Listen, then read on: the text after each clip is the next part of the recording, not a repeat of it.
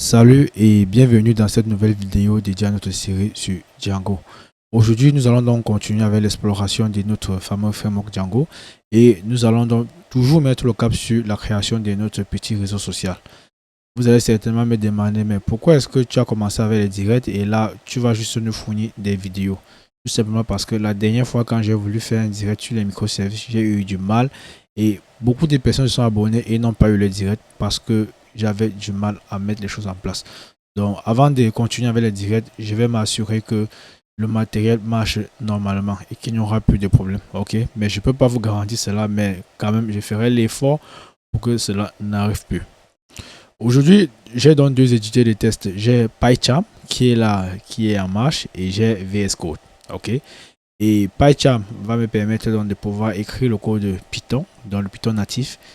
Et VS Code va beaucoup m'aider dans l'écriture du code HTML, étant donné qu'il est vraiment efficace dans ce sens-là. Ok. Aujourd'hui, qu'est-ce que nous allons faire? Il est important que nous puissions définir ce que nous allons voir durant cette vidéo. Ok. Nous allons donc procéder donc à l'ajout des tâches, donc à l'ajout des publications au sein de notre base de données. Tout d'abord, avant de commencer, rassurez-vous que vous avez donc appliqué les migrations en tapant la commande python manage.py make migrations. Ok.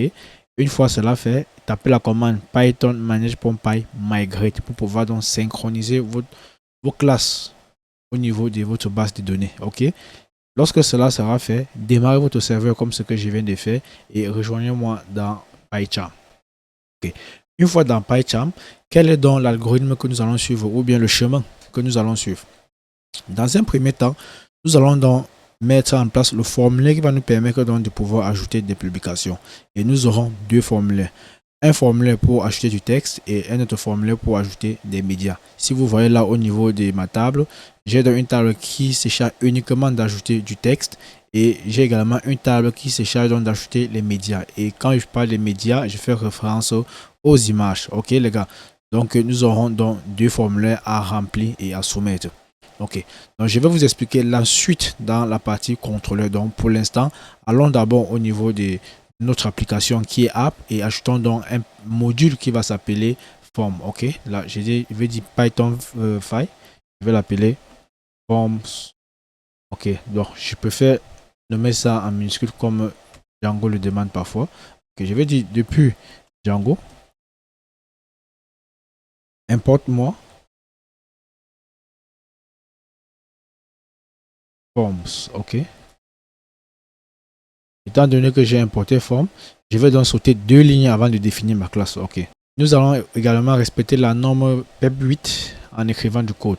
Ok. Étant donné que c'est la table post, je commence d'avoir le nom de ma table qui est post et j'ajoute donc le form étant donné que je suis dans le module forms. Ok. C'est un peu une nomenclature peu arbitraire mais c'est un peu efficace.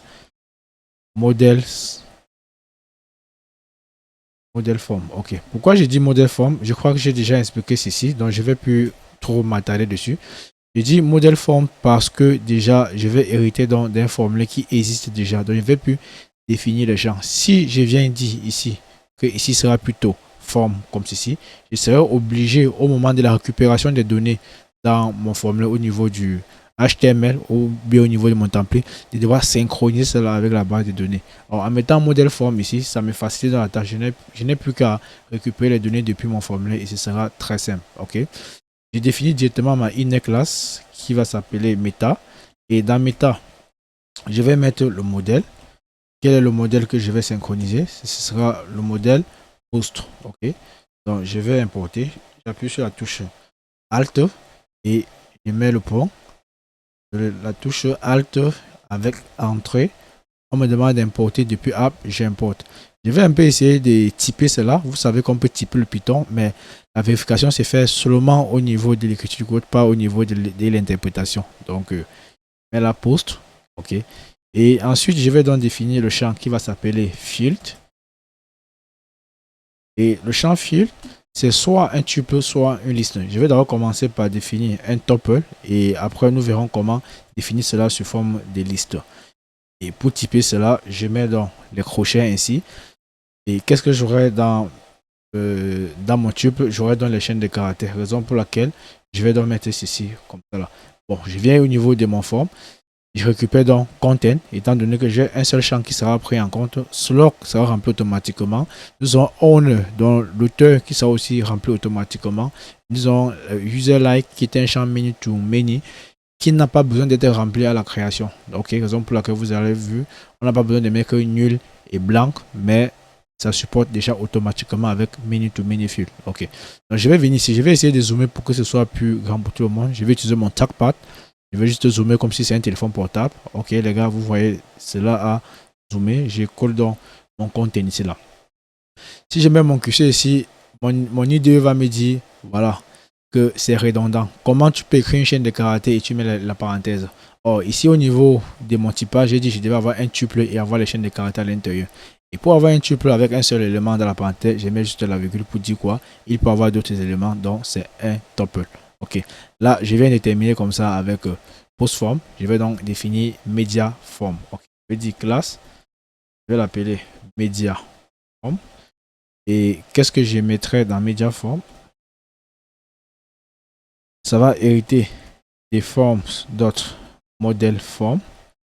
Et ici, il définit également l'inner class meta. Et l'inner class, ce sont des classes qui se trouvent dans des classes. Je dis modèle pour, je vais donc définir media ici. Et je vais essayer de l'importer. Pas des propositions. Je vais l'importer manuellement ici. Étant donné que media vient avant post, je vais donc mettre media comme ceci. Ok. Donc j'ai media qui sera égal à media. Ok. Et ici au niveau des flux, donc qu'est-ce que je mettrai là? Égal à quoi? Je vais également typer ceci. Il m'arrive parfois de typer, après j'oublie même qu'il faut typer. Hein. Donc c'est pas trop sûr. J'ai dit ici je devais utiliser une liste, donc je mets liste comme ceci. Si je veux utiliser le type natif liste avec le L en majuscule, je suis obligé de l'importer depuis typing. Donc il est possible d'utiliser liste comme ceci. Et si je l'importe depuis typing, list from form, non. Bon, c'est pas le sujet. Je vais juste dire liste comme ceci. Et dans cette liste, qu'est-ce que j'aurai? J'aurai aussi les chaînes de caractères. Donc je mets str ici. Et je viens là, je définis donc mon crochet. Qui sera très simple. Et je mets images. Étant donné que c'est le seul champ que nous avons actuellement au niveau de notre forme. Si je vais au niveau de notre forme, vous verrez là, j'ai à peu près, il est où? Voilà, il est en bas. Voilà, j'ai image. Post sera rempli automatiquement. Created at sera également rempli automatiquement. Donc, lorsque je suis donc au niveau de forme et que j'ai défini tout ça, il me reste simplement de venir au niveau de ma vue et écrire dans mes différentes vues. Ok. Je me rassure que j'ai sauté 2 lignes. Ok, je vais donc définir ma fonction. Je vais m'appuyer sur les vues fondées sur les fonctions. Étant donné que nous avons déjà tellement vu comment les vues fondées sur les fonctions fonctionnent et nous avons également vu comment les vues fondées sur des classes fonctionnent. Donc, je vais donc définir ma fonction qui va s'appeler create post. Okay. Et comme d'habitude, ça prend la requête en paramètres. Et je vais essayer de typer un peu. Là, je vais mettre HTTP. HTTP response. Je vais l'importer depuis response. C'est très mal écrit. Je l'importe depuis HTTP. Et ici, au niveau de la requête, étant donné que chaque vue prend une requête et ça retourne une réponse, donc je vais mettre HTTP request. Là.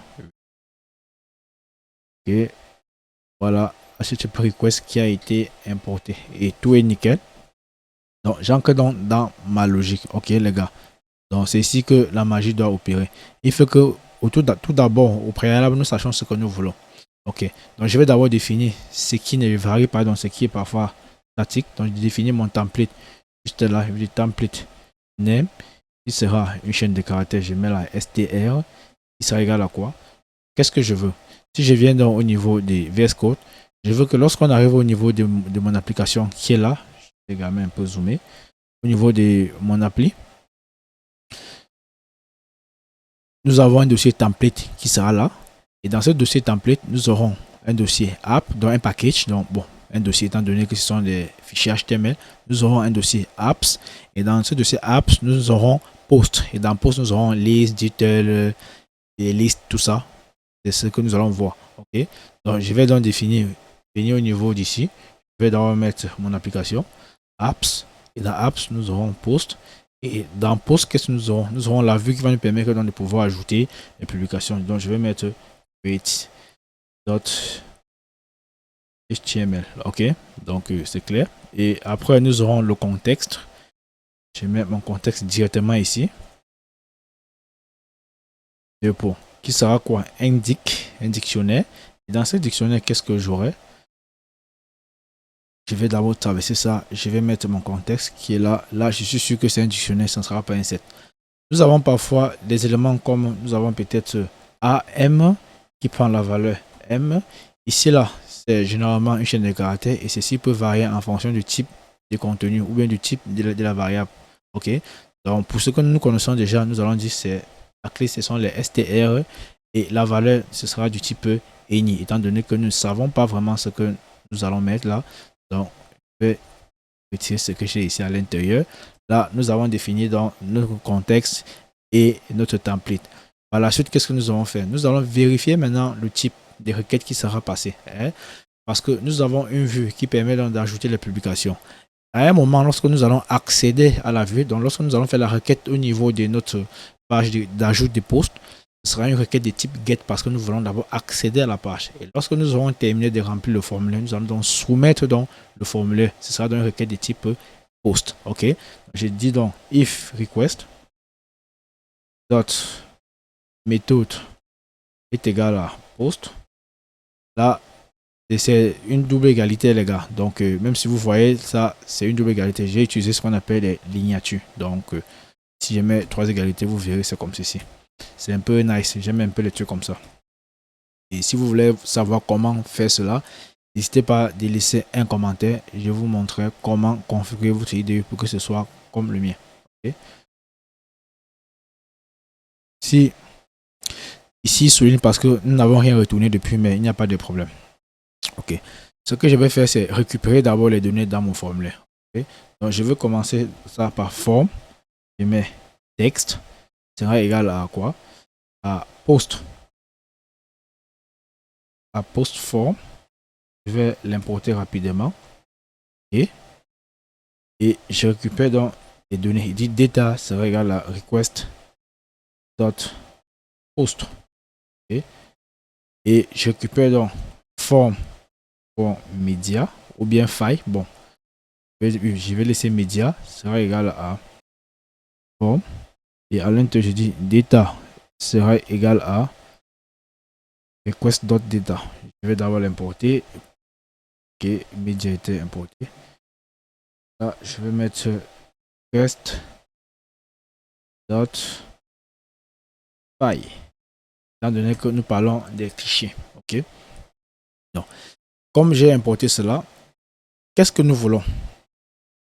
Nous voulons que lorsque on va ajouter une publication, au moins une des deux tables doit être enregistrée. Quand j'ai une des deux tables, au moins soit la table post aura les données, soit la table média aura les données, ou les deux tables peuvent avoir les données. Ok. Donc je ne peux pas ajouter une publication où il n'y a pas de texte, où il n'y a pas de fichiers. Sur Facebook, ça ne se passe pas comme ça. Ok.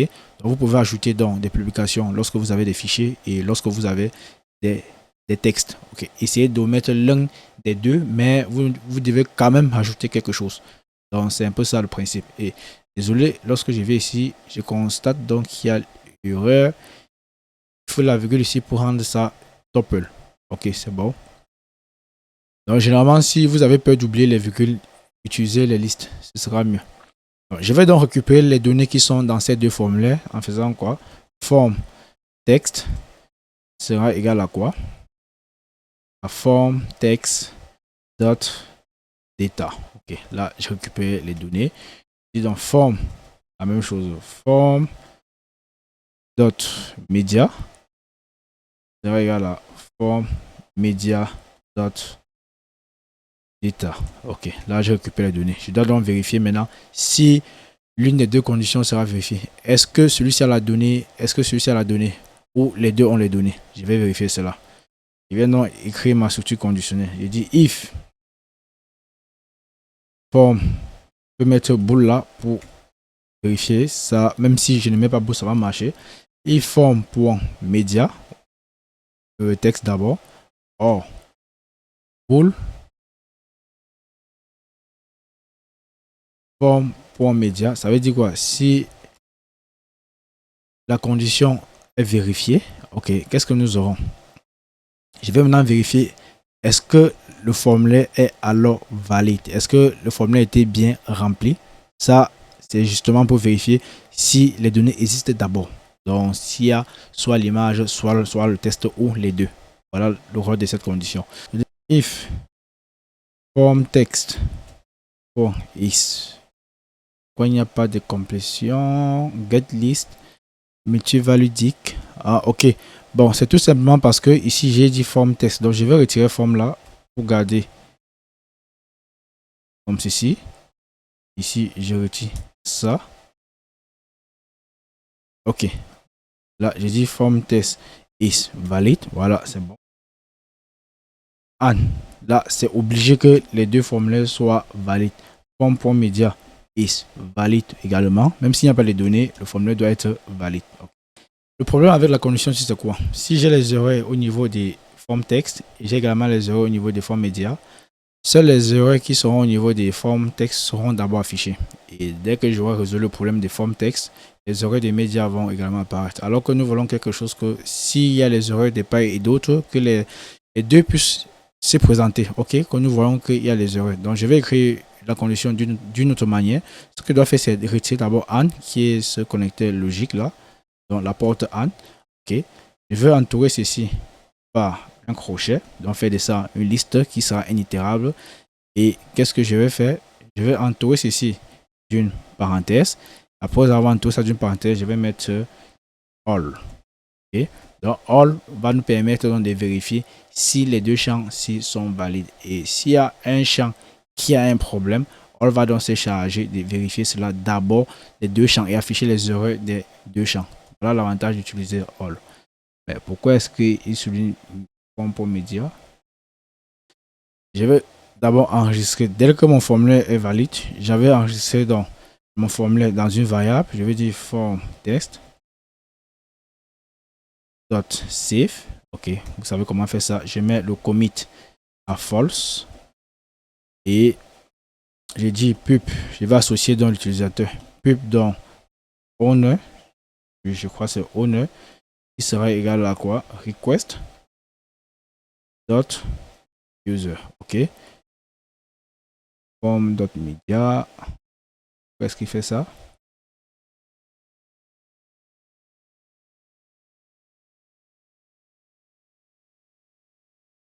On expected argument. Ah, ok. Les crochets ont disparu. On prend un seul paramètre qui est initérable. Et là, nous avons mis deux paramètres. Donc, ça ne pouvait pas fonctionner. Ok, voilà ça, les gars. C'est nickel ainsi. Nous n'aurons plus d'erreur. Je suis sûr que les choses doivent devoir marcher. Donc, là, j'ai déjà ajouté l'auteur. Et qu'est-ce que je dois faire? C'est de sauvegarder, étant donné que j'ai déjà ajouté l'auteur. Je vais dire pub dot save. Cette fois-ci, ça fait un commit égal à true. Ok. Maintenant, je vais vérifier. Est-ce que au moment de sauvegarder mon texte, est-ce qu'il y a un fichier? C'est ça. Je vais donc dire, est-ce qu'il y a une requête de type file? Dit if request.file. Ok. Est-ce qu'il y a une requête de type file? Si oui, nous allons parcourir donc la liste étant donné que c'est un paramètre de type multi-file dict. Donc il y a beaucoup d'éléments, ça peut être plusieurs fichiers. Il faut donc parcourir cela en utilisant dans une boucle. Je vais dire for file in request.file. Ok. Pour get list. Ok. Multi-value dict. Ok, c'est ça, multi-value dict. Je mets dans le nom, la clé de mon champ qui est images. Donc image. Et qu'est-ce que je fais? Je vais donc me brancher sur la table média. Est-ce que média a été importé? Je ne sais pas. Je ne crois pas. Je vais vérifier si média a été importé. Non, média n'a pas été importé. Donc ce que je peux faire déjà, c'est d'importer média ici. Je je dire from.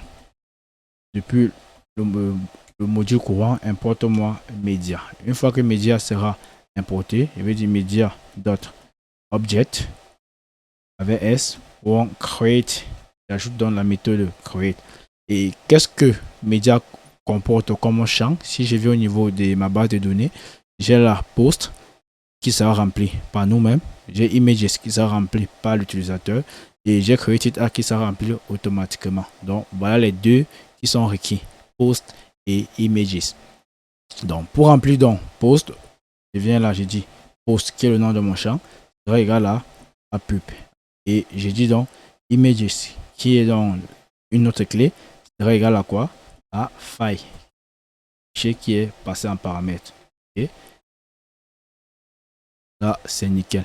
Étant donné que j'ai rempli cela, je peux donc afficher un message de succès. Évitez d'afficher cela dans la boucle, sinon vous aurez plusieurs messages au niveau de votre truc. Donc, je viens donc au niveau d'ici. Je vais écrire dans Messages. Je vais essayer de l'importer. S'il ne trouve pas, je vais l'importer moi-même. Donc, il n'a pas trouvé. Je vais venir donc au niveau de Django du from Django.contrib import message. Vous allez certainement me demander, mais comment est-ce que tu fais pour avoir tout ça en tête? C'est juste l'habitude. Quand tu as pour habitude d'écrire, de travailler sur des projets, ça fait en sorte que tout ça reste dans la tête. Donc n'essayez pas de retenir ça d'un premier coup. Ce sont des choses qui viendront progressivement, les gars. Donc du message dans Success, il prend quoi?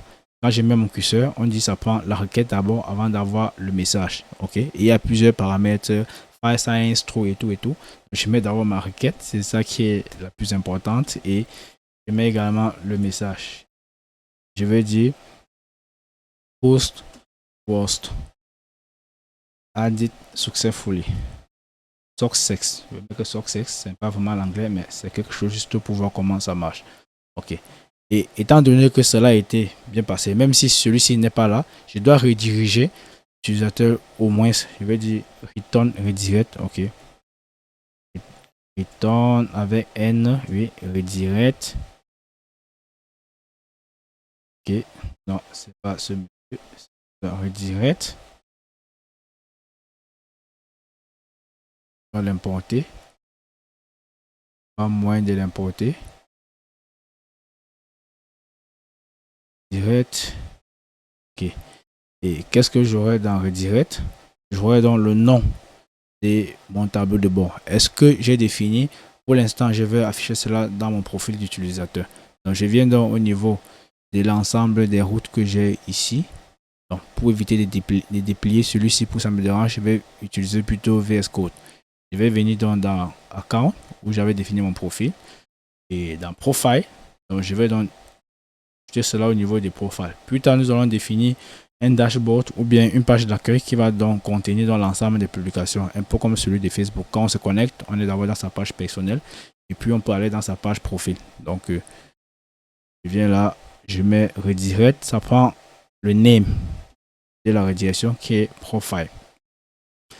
Maintenant, une fois cela fait, si mon formulaire n'est pas valide, ok, donc si mes deux formulaires ne sont pas valides, qu'est-ce que je peux faire? Dans un else, je vais donc retourner la page avec mes formulaires étant vide et je vais dire form test sera égal à égal plutôt comme ça à post form. Je ne mets rien à l'intérieur, c'est vide. Je vais dire media form media sera égal à media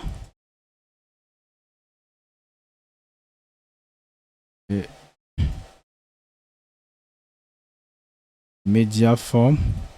Ok, et je peux également ajouter un message d'erreur. Message dot error. Ok, je passe la requête là. Et qu'est-ce que je peux mettre là? Je peux dire oups. Oups. List try. Ok. Bon, j'ai fini avec form is valid. Maintenant, dans le cas où l'un des deux n'est pas rempli, je vais encore dire else. Ok, qu'est-ce que je vais faire? Je vais copier juste celui-ci, ce monsieur. Je vais coller ici. Et à chaque fois, je vais changer le message d'erreur. Oops, list, enter the information. Ou bien populate. Et populate this field. Ok. Et enfin, qu'est-ce que j'aurai? J'aurai dans un retour, dans un return. Si le type des méthodes n'est pas de type get, donc ce sera de type post. Donc j'aurai un return ici là. Donc je vais faire un else qui va prendre la même chose. Okay. Je pourrais également faire les render ici, mais c'est pas important, étant donné qu'il y aura déjà les choses. Ici, il n'y a pas de message, étant donné que c'est lorsque j'appelle la page pour la première fois, quand je fais une méthode de type get. Ok. Et enfin, qu'est-ce que j'aurai? J'aurai un return render. Étant donné que nous avons dit que notre fonction doit retourner une réponse, elle est là, HTTP response, donc je dois donc retourner une réponse qui prend la requête en premier paramètre, ça prend mon template name que j'ai défini en haut et ça prend mon contexte. Si vous vous rappelez, jusque là nous n'avons pas encore défini des contextes. Pour définir des contextes, rien de plus simple, nous allons venir au niveau d'ici, donc avant le retour, on définit contexte. Ok, et le contexte doit exister parce que nous l'avons défini plus en haut. Pour ajouter des éléments dans un dictionnaire, il suffit donc de mettre la clé entre les crochets. Qu'est-ce que je vais mettre? Je vais mettre form.test.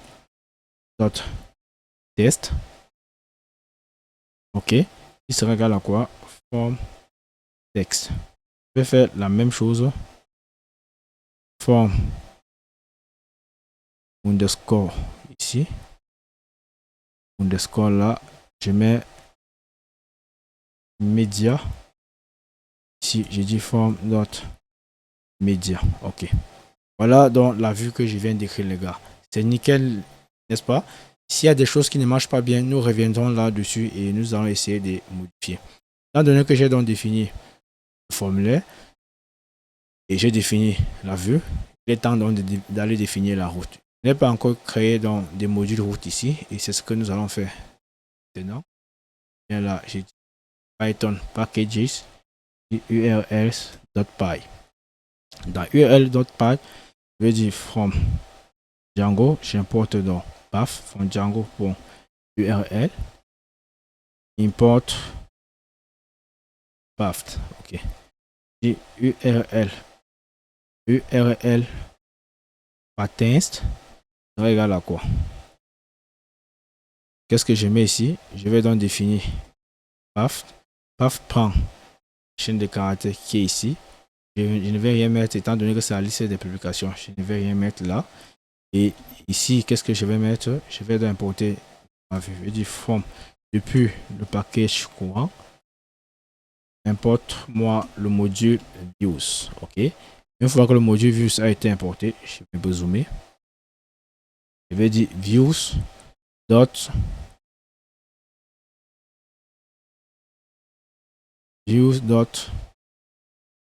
create post. C'est pas l'appel. Je peux mettre là-bas name, mais post list. Ok. Voilà, je mets ma virgule. C'est nickel. Étant donné que j'ai défini les choses comme ceci, ce que je peux faire, c'est d'aller au niveau de ma route principale et essayer d'intégrer cela. Donc, je vais venir ici. Je vais donc inclure. Et pour l'inclure, j'ai déjà inclus qui est déjà là. Donc, je vais juste faire comme ça. Je colle. Et là, qu'est-ce que je vais mettre? Je ne vais rien mettre pour le moment. Et je vais rien mettre pour le moment. Étant donné que lorsque je réfléchis même, je pense que je vais devoir créer une vue qui va permettre d'afficher cela au lieu de l'afficher au niveau de notre truc. Donc, je vais donc mettre comme ceci. Je ne mets rien. Et au niveau d'ici, qu'est-ce que je vais mettre? Je vais mettre apps. Ok. Donc, c'est nickel. Je mets la virgule également ici. Nickel. Nous allons nous arrêter ici pour aujourd'hui. J'espère que cette vidéo vous a plu, qu'elle continuera à vous plaire.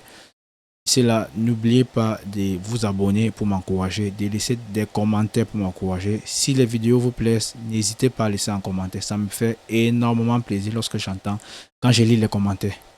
Donc, si la vidéo vous plaît, laissez un commentaire. Si vous avez des requêtes à formuler, laissez les commentaires. Ok? L'aventure continue demain. Bonne nuit et bonne soirée à vous. Peace.